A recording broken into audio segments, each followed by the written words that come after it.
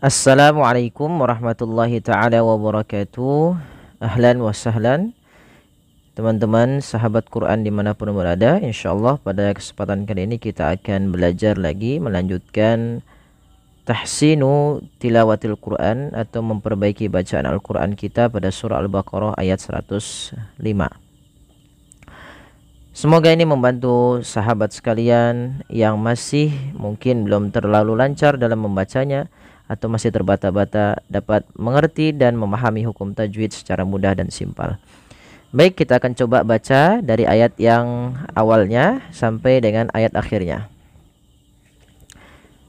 Baik, kita mulai dengan isti'adzah dan basmalah. A'udzu billahi minasy syaithanir rajim. Bismillahirrahmanirrahim. Ma yawaddu alladhina kafaru min ahlil kitabi walal musyrikin min ahlil kitabi walal musyrikin an yunazzala alaikum min khairin min rabbikum wallahu yakhtassu birahmatihi man yasha' wallahu dzul fadlil azim. Baik, kita akan mulai membahas hukum tajwid satu persatu ya teman-teman. Perhatikan di dalam lafal ma yawaddu. Pada lafal ma ini panjangkan huruf ma sepanjang 2 harakat karena ia memiliki huruf alif. Alif yang datang setelahnya. Pada dasarnya ya, huruf alif ini merupakan huruf mad yang menandakan panjang bacaan. Maka ketika ada huruf alif teman-teman, maka ia dipanjangkan sepanjang 2 harakat. Dan ini kita hukumi dengan nama mad tabi'i. Ya, namanya mad tabi'i. Mad tabi'i terjadi dalam 3 kondisi ya teman. Ada alif bertemu waw, fathah bertemu alif, dhamma bertemu waw dan kasrah bertemu dengan ya. Maka dia dinamakan dengan mad tabi'i, panjangnya 2 harakat. Kemudian berlafal yawaddul ladzi. Hati-hati di dalam melafalkan huruf dzal, jangan dibaca dengan huruf zai ya teman-teman. Jangan dibaca yawaddul lazina, tapi dia la, ujung lidah kita menempel dengan gigi sari atasnya. Alladzi zi. Ma yawaddul ladzina kafaru. Hati-hati jangan menebalkan zanya, jangan allazi, tapi alladzi tipis. Kafaru, ru-nya tebal karena dia di sini ra berharakat dhammah dan kita namakan dengan ra tafkhim. Kemudian pada lafal min ahlil kitab, kita lihat ya teman-teman, min ahlil kitab ada nun mati bertemu dengan huruf hamzah. Itu adanya hamzah. Hamzah itu seperti apa? Hamzah seperti ini. Maka apabila ada hamzah atau ada nun mati atau tanwin bertemu dengan huruf hamzah, maka kita namakan dengan bacaan izhar. Maka cara membacanya harus dibaca dengan jelas. Min ahli. Pada lafal ahli, alirkan nafasnya ahli dan jangan sampai memantul dalam lafal huruf ha. Min ahli, misal contoh min ahli. Nah, ini memantul. Ya, kemudian berlafal ahlil kitabi. Ta panjangkan ia 2 harakat sebagaimana ma karena ia mad tabi'i. Kemudian walal musyrikina ay yunazzala. Musyrikina ada shin ya, di sini ada huruf shin. Hati-hati dalam melafalkan huruf shin, tidak boleh terbaca dengan huruf sin teman-teman. Jangan dibaca musrikin tapi dia mush. Bagaimana pelafalannya? Sya. Ya, dia bibi usahakan kita coba rapatkan giginya. Sya, shi, shu, Nah, seperti itu. Kemudian walal musyrikina. Pada lafal kina mad tabi'i lagi, yaitu dipanjangkan kinya 2 harakat. Ayyunazzala. Ada lafal ayyunazzala, nun mati bertemu dengan huruf ya. Maka apabila ada nun mati bertemu dengan huruf ya atau tanwin bertemu dengan huruf ya, sebagaimana contoh nun ketika bertemu dengan ya, dan di sini kita lihat nunnya tidak berharokat. Maka apabila ada nun tidak berharokat bertemu dengan huruf ya, maka nunnya dimasukkan ke huruf ya dan suara nunnya dihilangkan. Dan inilah kita hukumi dengan bacaan namanya idgham bi gunnah. Idgham artinya memasukkan, bi gunnah disertai dengan penahanan atau gunnah, memasukkan ke rongga hidung kita. Maka ayyunazzala, ya. Tidak dibaca ayyunazzala tapi ayya sambil dimasukkan ke rongga hidung. Ayyunazzala alaikum. Kemudian mim mati bertemu mim, idgham mimi. Alaikum sambil ditahan. Jangan alaikum min khair, tapi ditahan dulu.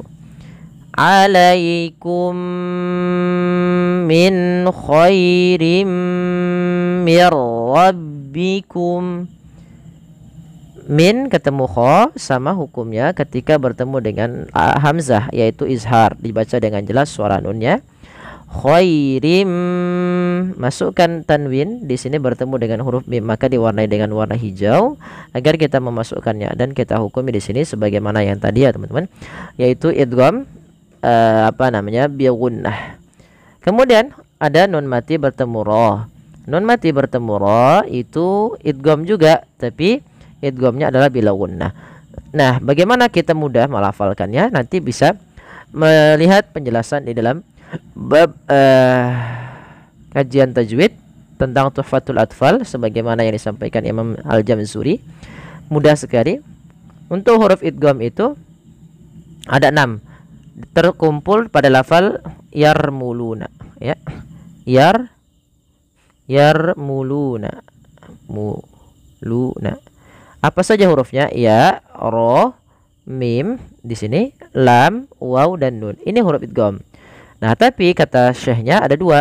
Idgham itu ada idgham bi gunnah, ada idgham bila gunnah, atau idgham ma'al gunnah, atau idgham bila gunnah. Nah, idgham bila gunnah tersusun daripada kata di lafal yanmu. Ya, nun, mim, waw. Nah, setiap nanti ada nun sukun atau tanwin bertemu dengan huruf ini yanmu, maka itu idgham bi gunnah. Dan huruf idgham bila gunnah hanya 2, lam dan ra. Maka baitnya itu biasanya terkumpul dalam lafal wasani idghamun bi sittatin atat fi yarmuluna indahum qad sabatat. Dan yang kedua hukum yang berkaitan dengan nun sukun dan tanwin itu adalah idgham. Hukum hurufnya ada 6. Tapi dia 2 bagian. Yang pertama bagian yang digunakan, yang kedua tidak disertai dengan gunnah. Nah, pada lafal mir rabbikum hanya idgham saja. Idgham itu memasukkan. Maka nunnya dimasukkan ke ra dan tidak boleh ditahan. Mir rabbikum saja.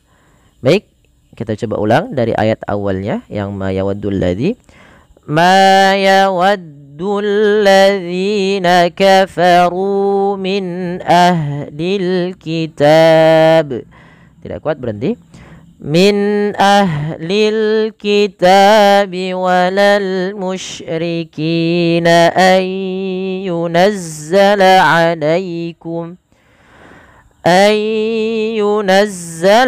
alaikum min khairim mir rabbikum. Lanjutnya, wallahu yakhtassu bi rahmatihi man yasha. Pada lafal wallah hati-hati jangan menebalkan wanya, tapi dia tipis. Wallah baru Allahnya tebal. Wallahu yakhtassu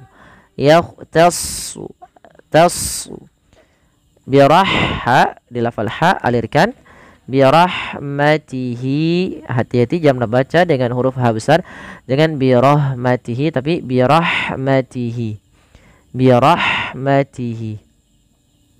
Pada falhi panjangkan dia 2 harakat karena ada mad silah qasirah. Berupa tandanya apa teman-teman? Mad silah qasirah berupa tandanya adalah ha dhamir ditandai dengan ya kecil setelahnya. Ini namanya ya kecil, yaitu dipanjangkan 2 harakat. Mayya yasha. Nun mati ketemu ya lagi, yaitu idgham bi gunnah. Padahal fal yasha. Kalau kita berhenti, ini menjadi mad arid disukun. Pada dasarnya mad arid disukun ini itu mad wajib muttasil pada lafal sya'u. Kenapa? Karena apabila ada hamzah sebelumnya huruf mad, baik itu alif, waw atau ya, maka itu dinamakan, kalau dia dalam satu kata maka dinamakan dengan mad wajib muttasil. Panjangnya berapa? 4 harakat. Maka lafal yasha itu seminimal-minimal kita baca dengan 4 harakat. May yasha, tidak boleh may yasha karena dia dasarnya 4 harakat. Kemudian wallahu dzul fadlil azim. Wallah sama kayak tadi ya teman-teman, tidak boleh wanya ditebalkan, tidak boleh wallah, tapi dia wallah, Allahnya saja yang tebal. Zu tipis, dzul fadli, fa alirkan nafas, dad tidak boleh mantul, tidak boleh fadlil. Nah, kebanyakan di antara kita membaca huruf dad itu memantul. Nah, ini kurang tepat. Wallahu dzul fadlil azim. Azim, Allah tidak dibaca dengan zim tapi azim, tebal huruf dha-nya, pangkal lidah kita terangkat. Allah, ujung lidahnya sebagaimana zal, azim. Kemudian di sini ada mad arid lisukun, yang mad terjadi ketika kita wakaf sebelumnya ada huruf mad. Maka ini dinamakan dengan mad arid disukun, yang karena dia ada sukun arid pada mim. Awalnya azimi, karena kita wakafkan mimnya mati, ini namanya sukun arid. Nah, maka mad yang terjadi karena sukun arid itu dinamakan ketika di akhir bacaan namanya mad arid disukun. Memanjangkannya kalau asalnya dia mad tabi'i itu boleh 2 harakat, boleh 4, dan boleh pula 6 harakat. Baik, kita coba dari wallah. Wallahu yakhtassu bi rahmatihi man yasha. Wallahu dzul fadlil azim. Shadaqallahul azim. Ya, semoga yang sedikit ini membantu teman-teman di dalam memahami hukum tajwid. Mohon dukungannya untuk like, share, dan subscribe. Terima kasih. Jazakumullahu khairan.